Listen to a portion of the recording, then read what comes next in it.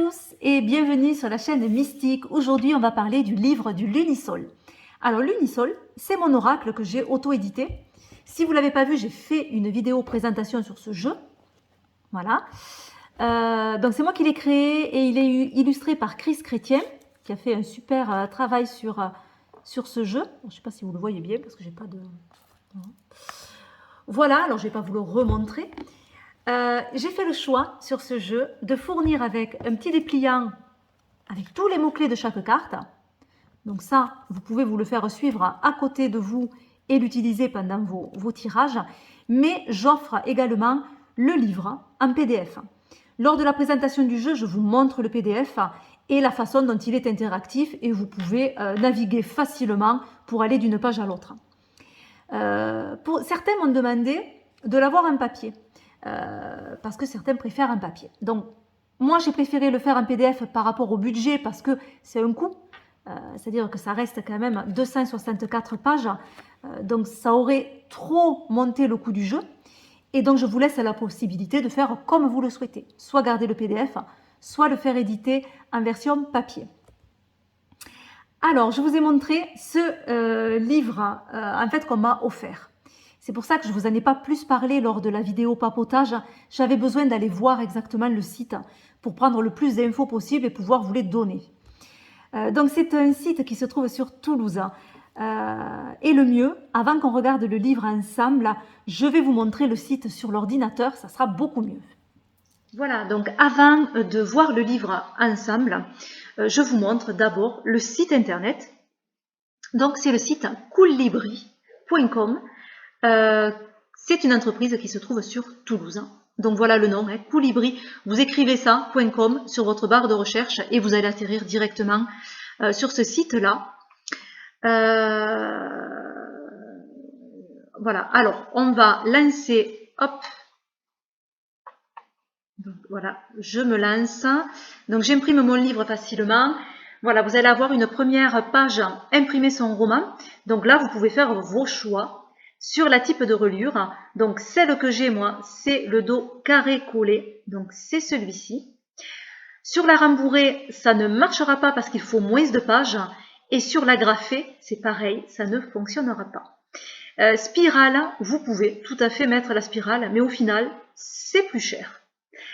Donc le dos carré est peut-être ce qu'il y a de mieux.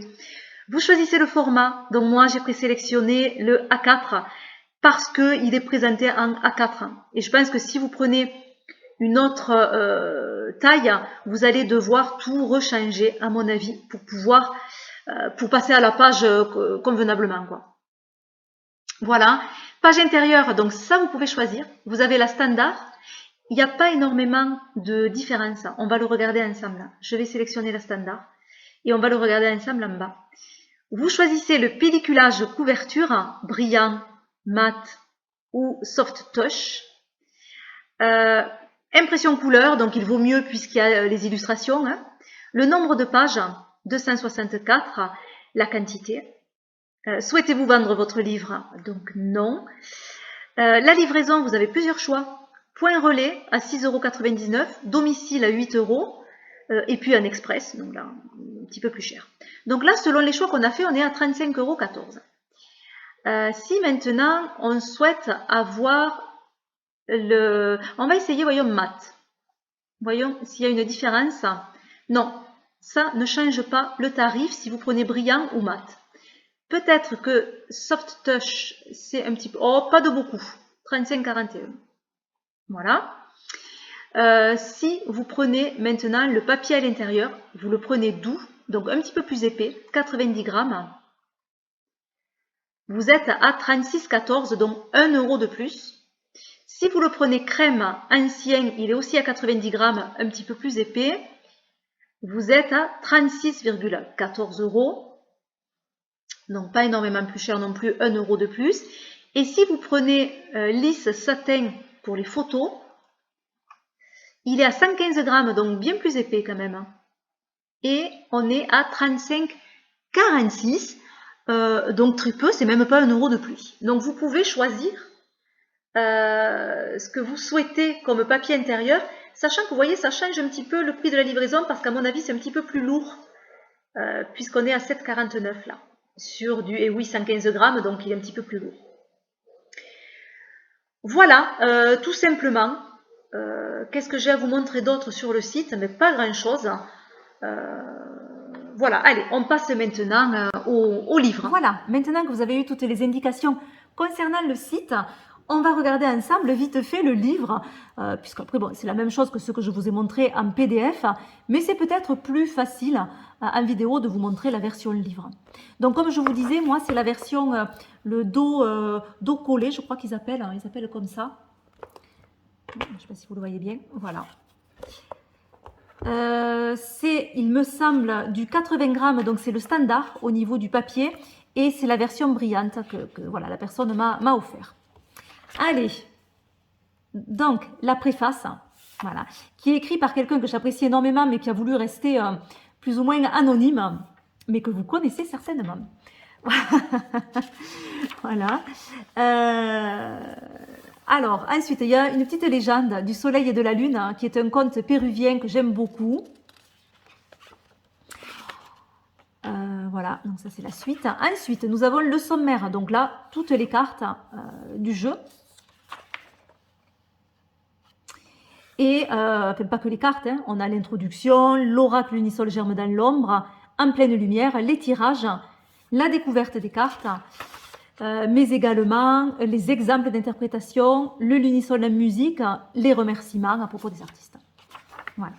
Donc l'introduction, donc là j'évoque la lune et le soleil, hein, les représentations que l'on a de cette lune et de ce soleil. Un petit mot sur le mot individualité.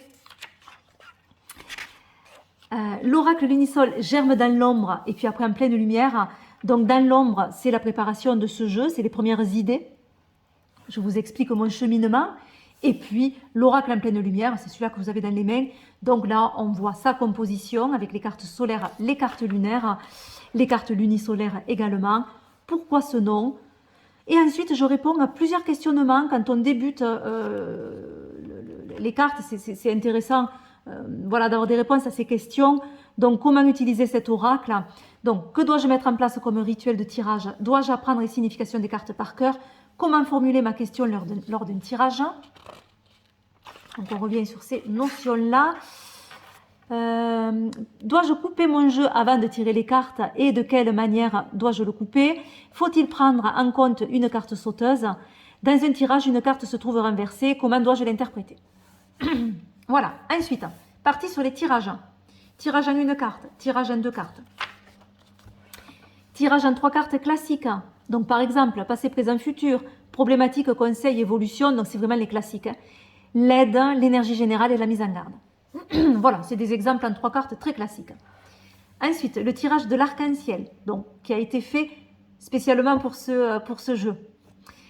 Le tirage relationnel en trois cartes. Le tirage de l'éclipse, pareil, qui a été fait spécialement pour ce jeu. Le tirage mise en lumière. Ça, c'est un tirage que je me sers beaucoup avec tous les jeux. Tirage du feu et de l'eau. Le tirage de l'ombre à la lumière.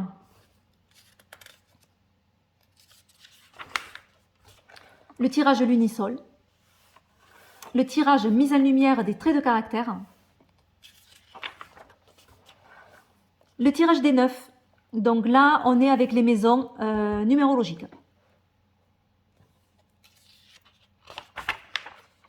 Voilà, la découverte des cartes. Voilà, donc par exemple, pour une première carte, on retrouve toujours une petite citation, j'adore ça, l'illustration, les petits mots-clés, la symbolique solaire de l'illustration de la carte, donc quand on est avec les cartes solaires, les lunaires quand on sera avec les cartes lunaires, bien entendu, et aussi un petit mot sur l'illustration. Voilà. Ensuite, des pistes d'interprétation de la carte. Toujours une partie aide. Ça, c'est quand vous faites des tirages et que vous voulez, par exemple, mettre une carte en aide, une carte en mise en garde. Comme ça, vous allez directement là, ça peut vous aider. Et une partie mise en garde. Le point yin, parce que je suis partie du fait que dans le yin, le yang, on a à la fois le contraire, mais aussi la complémentarité. C'est-à-dire que ce ne sont jamais des choses qui s'opposent. On a toujours l'énergie de ce qui arrive après. Par exemple, sur cette carte du soleil levant, je vous explique que, donc avec la carte du soleil levant, c'est le départ de nouveaux projets, de nouvelles idées. Le premier pas est fait, l'action est donnée. Mais par la suite, vous allez devoir amorcer une phase d'accueil, de préparation, de conception, afin de laisser la graine germer et prendre vie. La carte qui représente ce point yin peut être la carte du berceau. Voilà. Donc on a toujours le pendant qui arrive. Approfondissement, donc c'est les questions que l'on peut se poser ou que les cartes nous permettent de nous poser. Le trait de caractère qui ira bien avec le tirage, trait de caractère, et toujours les liens avec la numérologie, que ce soit au niveau du nombre qu'il y a sur la carte, le numéro 1, mais également du nom de la carte qui est calculé de façon numérologique également.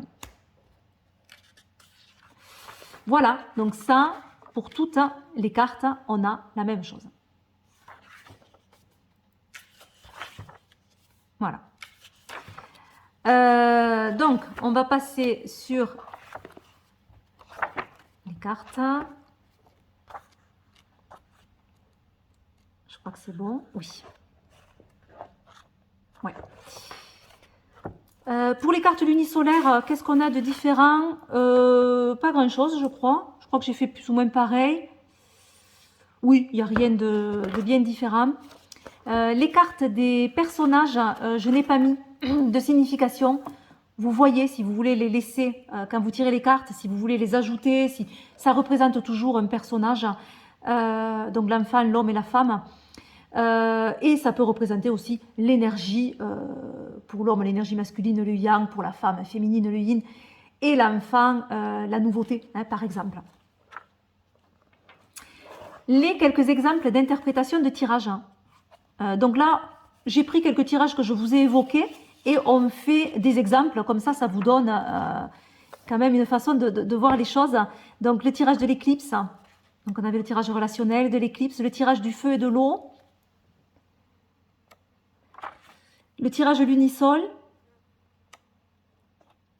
le tirage des 9, qui va être un petit peu plus long évidemment dans l'interprétation. Ouais, voilà. Ensuite, le lunisol, la musique. Vous avez les playlists, notamment sur Spotify. Hop, il y a toujours le... Vous l'avez aussi dans le livret, hein, le petit QR code à flasher pour se retrouver directement sur la playlist, sur les playlists.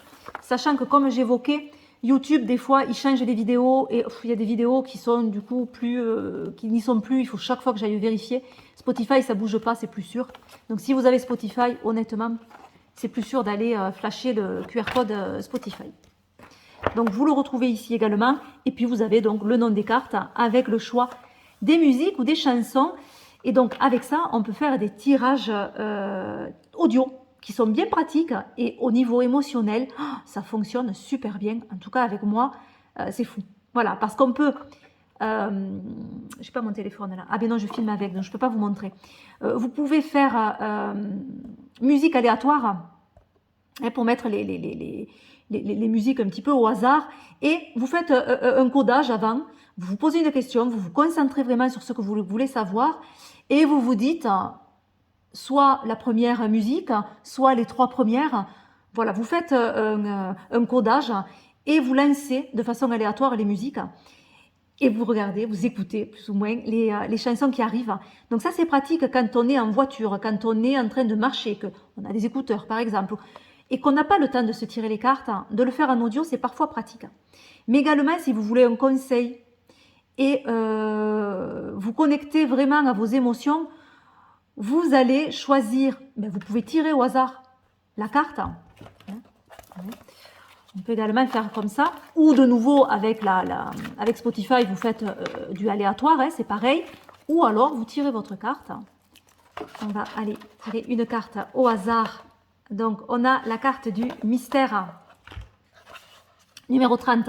Donc vous pouvez aller voir les significations de cette carte-là, mais si vous voulez encore plus vous connecter à cette carte, vous pouvez aller écouter la musique, et sur toute la journée, de temps en temps, vous passez la musique pour vous reconnecter à vos émotions. Là, voilà, c'est la musique The Phantom of the Opera de Nightwish, que j'aime beaucoup d'ailleurs. Voilà, donc vous pouvez également approfondir un petit peu plus avec cette playlist. Mais ça fonctionne pas mal les tirages audio aussi. Voilà, testé et approuvé de mon côté. Donc la partie remerciements et puis à propos des artistes. Voilà, donc là c'est moi et puis là c'est Chris. Voilà. Et je crois que j'ai fait le tour. Oui. Vous retrouvez à la fin voilà, le petit lien du site. Donc je vous le remontre comme ça si jamais vous pouvez aller regarder pour voir si vous l'imprimer ou pas. Voilà, donc c'est vraiment la version papier pour ceux qui préfèrent et qui ont le budget pour. Vous pouvez vous faire imprimer le livre. En tout cas, moi, je vous donne cette autorisation-là, du moment évidemment que ce n'est pas pour la revente. Voilà, je vous fais plein de gros bisous. Je vous souhaite le meilleur et puis je vous dis à très vite. Bye bye.